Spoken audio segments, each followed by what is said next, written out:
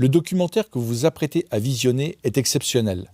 Pendant plus de 3 semaines, Régis Le Sommier et Abdoulaye Djedia se sont rendus en République démocratique du Congo, dans l'est du pays, dans la région de l'Ituri. Dans la région du Kivu, depuis 30 ans, des bandes armées comme le M23, soutenues par le Rwanda, se livrent à des pillages et des massacres de masse sur la population civile.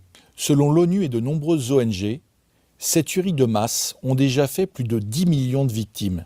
L'objectif de ces bandes armées est de créer le chaos dans la région pour s'accaparer les immenses richesses minières dont regorge le sous-sol de l'Est de la République démocratique du Congo. Ce documentaire vous emmène au contact de ces femmes victimes de viol, de ces enfants martyrs que la guerre a jetés sur les routes ou dans des camps de réfugiés.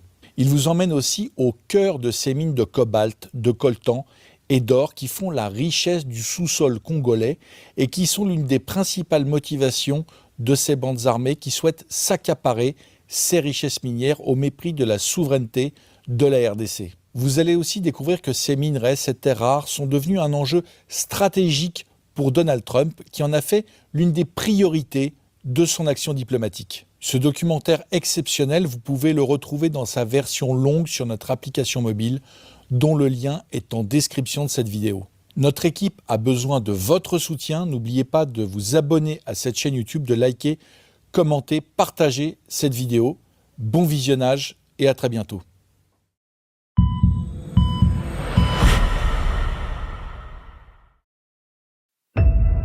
J'ai été violée, j'ai un enfant fruit du viol âgé de 17 ans. Parce qu'on l'avait dit, est-ce que tu as déjà goûté les chewing-gums? Il a dit oui.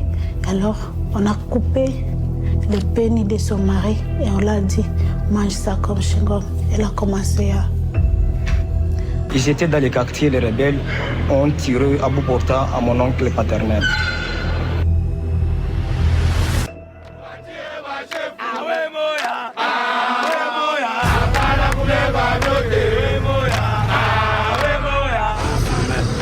Quoi?